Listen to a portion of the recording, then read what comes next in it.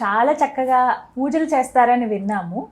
మరి చెప్తారా ఏ విధంగా మీరు పూజలు ఆచరిస్తారు, ఏమేం చేస్తారు? అసలు పూజ అంటే మనం స్వామివారు చేసే సేవే తన పూజ అంటారు.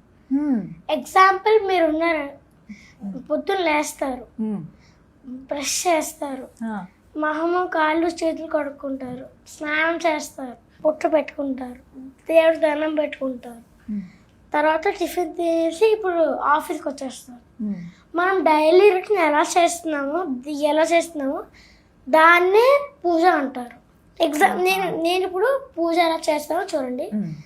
నేను గుడిలోకి వెళ్ళి స్వామివారిని నమ్మంటారు, వస్తారు, వీళ్ళు కూర్చుంటారు, పాదాలు పళ్ళం మీద పెడతారు, నీళ్ళు పోసి బాగా శుభ్రంగా కడిగి చేతులు కడుగుతాను, మొహం కడుగుతాను, కడిగి ఆ పాత్ర పక్కన పెట్టుకుని తులసి దళం ఉంటుంది, తులసి దళం, దాన్ని తీసుకుని పళ్ళు తోముతాను, దాన్ని పక్కన పెట్టి తులసి ఇష్టం ఉంటుంది దాని లీవ్స్ తీసేసి నేల గీస్తాను, గీసి పక్కన పెట్టి స్వామిని కూర్చుంటారు, నేను నించుంటాను, కొంచెం నూనె తీసుకుని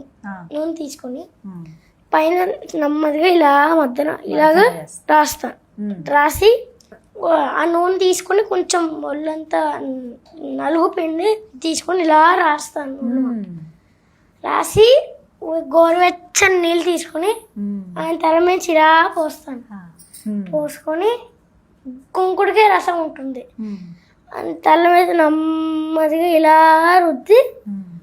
రుద్దుతాను మొత్తం, మళ్ళీ గోరువెచ్చని నీళ్ళు తల మీద పోస్తాను.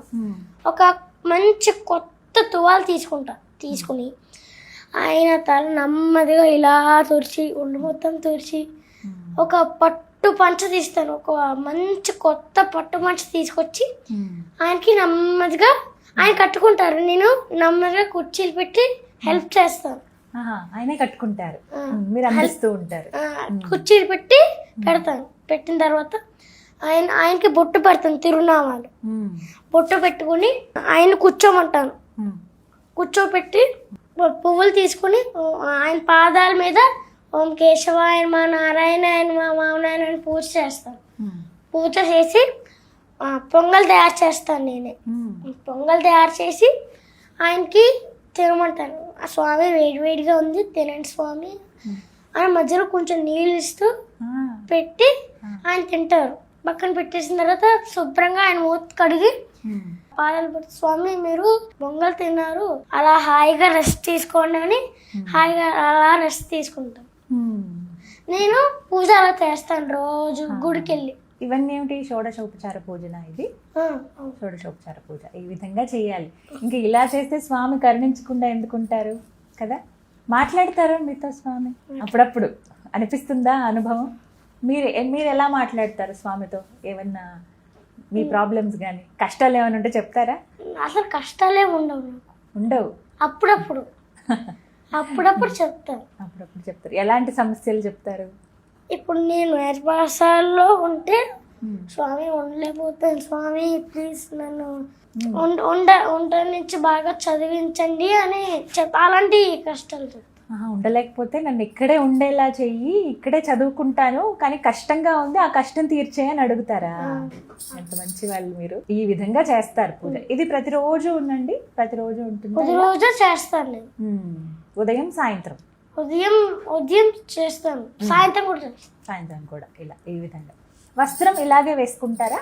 వస్త్రం ఇలాగే చేసుకుంటాం. ఖచ్చితం. ఇది ఈ రంగే ఎందుకు? ఈ రంగే కాదు, వైట్ అని నలుపు అన్నీ ఉంటాయి. అంటే ఒక్కొక్క రోజుకి ఒక్కొక్క కలర్ పంచ. ఇప్పుడు సండే అంటే సూర్యుడికి ఇష్టమైన కలర్ రెడ్, అది మండే అంటే వైట్, అలా ఒక్కొక్క రోజు ఒక్కొక్క రంగు. ఈ నామాలు ఇవన్నీ మీరే ధరిస్తారా? నేనే పెట్టుకుంటా. చాలా చక్కగా పెట్టుకున్నారే, అవన్నీ నేర్చుకున్నారు. వేరే పాఠశాలలో నేర్చుకున్నాను. ఇవన్నీ నేర్పిస్తారు. ముందు నాకు ఈ బొట్టు పెట్టుకోవడం పంచ కట్టుకోవడం రాదు. వేరే పాఠశాల వెళ్ళాక నెమ్మదిగా వచ్చింది. ఒక్కొక్కటే ఎన్ని రోజులు పట్టింది నేర్చుకోవడానికి? ఒక 5 to 6 days, 1 week పట్టింది. ఒక వారంలో నేర్చేసుకున్నారు చక్కగా. స్వామివారు అండి ఎందుకు ఇష్టం వెంకటేశ్వర స్వామి అంటే? ఒక కారణం ఉందా? అంటే నాకు ఆయన నాకు తండ్రిలా చూసుకుంటాను నేను. అన్నీ అన్నం పెట్టడం అన్నీ చూసుకుంటాను నేను. అందుకే ఆయన నాకు చాలా ఇష్టం. అంటే అందరి దేవుళ్ళు సమానమే, కొంచెం ఇష్టం వెంకటేశ్వర స్వామి. కొంచెం ఎక్కువ ఇష్టమా వెంకటేశ్వర స్వామి అంటే? వారికి ఇష్టమైనటువంటి నైవేద్యం ఇవన్నీ పులిహార, దద్దోజనం అని చేస్తాం. అన్నీ చేస్తారా? మీకేమి ఇష్టం ప్రసాదం? మాకైతే దద్దోజనం ఇష్టం. అన్నీ ఇష్టమే. అన్నీ ఇష్టమే, కొంచెం ఎక్కువ ఇష్టం దద్దోజనం అయితే, అంతేనా? ఎక్కువ ఇష్టం. ఇప్పుడు మరి చాలా మంది పిల్లలు స్కూల్కి వెళ్తూ ఉంటారు, చక్కగా సినిమాలకు వెళ్తూ ఉంటారు, ఆడుకుంటారు. అవన్నీ చూసినప్పుడు ఏమనిపిస్తూ ఉంటుంది?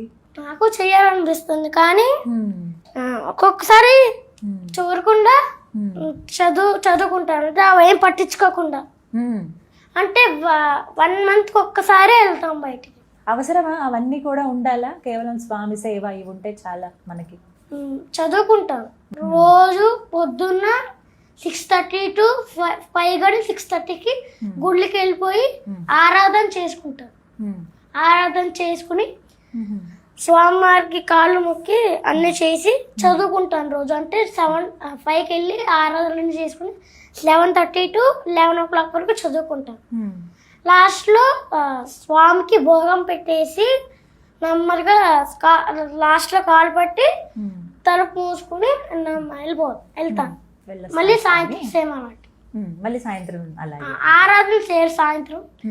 సాయంత్రం రాగానే ప్రసాదం చేసి ఆయనకి పెట్టి తర్వాత నేను చదువుకుని తర్వాత లాస్ట్లో ఆయనకి నైవేద్యం పెట్టి తర్వాత నేను ఇంటికి వెళ్తాను.